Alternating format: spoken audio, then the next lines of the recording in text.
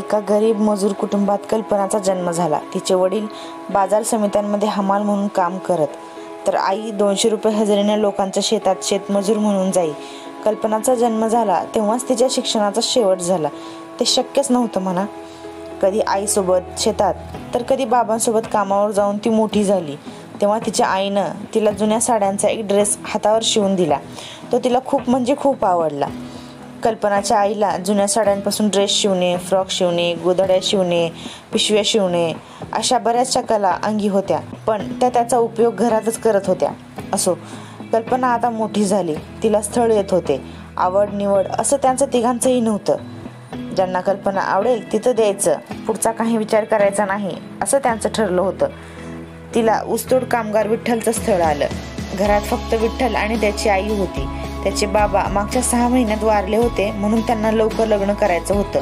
विठ्ठलला कल्पना आवडली. न आवडण्यासारखं नव्हतीच म्हणा काय. हडकुळी, उंच, गव्हाळ रंगाची, घाऱ्या डोळ्यांची. ठरलं तर मग आणि लगेच साधं लग्न झालं. 4 माणसात म्हणतात ना तसं.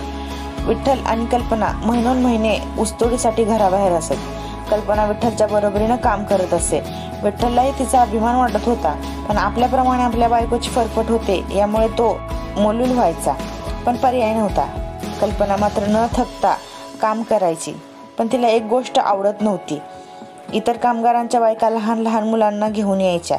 त्या लहानग्यांना ऊन, वारा, पाऊस सगळं सारखंच असायचं. कधी झाडाला झोळी तर कधी पाचट, राहायला तंबू. ते तिला पाहवत नव्हतं. यावेळी कल्पनाच्या ग्रुपने ज्यांचं काम घेतलं होतं त्या बाईसाहेब खूप चांगल्या होत्या, श्रीमंत होत्या. त्यांनी सगळ्यांनाच घरातल्या जुन्या साड्या दिल्या होत्या. कल्पनाला अशा 3 साड्या आल्या होत्या. कामं संपली. सगळी कामगार घरी आली. आता काही काम नव्हतं. सहजच कल्पनानं बाईसाहेबांनी दिलेल्या साडीचा एक फ्रॉक शिवला. सुंदर म्हणजे साडीच्या घडीचा वापर तिने कमरपट्टा म्हणून केला. बाह्यांना 2 गुड्या पाडून बलूनचा प्रकार केला. घेरदार प्लेट्स बनवल्या. गोल गळा, पाठीमागे 2 बंद असा साजेसा. तिलाही तो आवडला आणि शेजारच्या रखमाबाईंच्या मुलीलाही. आता झाली पंचायत. काय करायचं, आपले कष्ट वाया जाणार वाटलं. पण रखमाबाईंनी तिला त्या ड्रेसचे चक्क 50 रुपये दिले.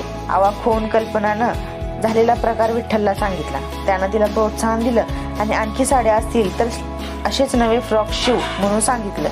तिनं 3 साड्यांचे मिळून 5 ड्रेस शिवले आणि विठ्ठलने आठवडे बाजारात ते विकले. प्रत्येक ड्रेसचे त्याला 100 रुपये मिळाले.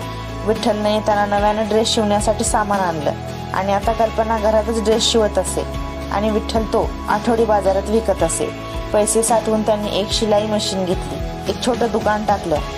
कल्पनाला आता वाटतं आपल्या मुलांना आता पाचटात उसात झोपावं लागणार नाही. ती मनोमन खुश होत असते.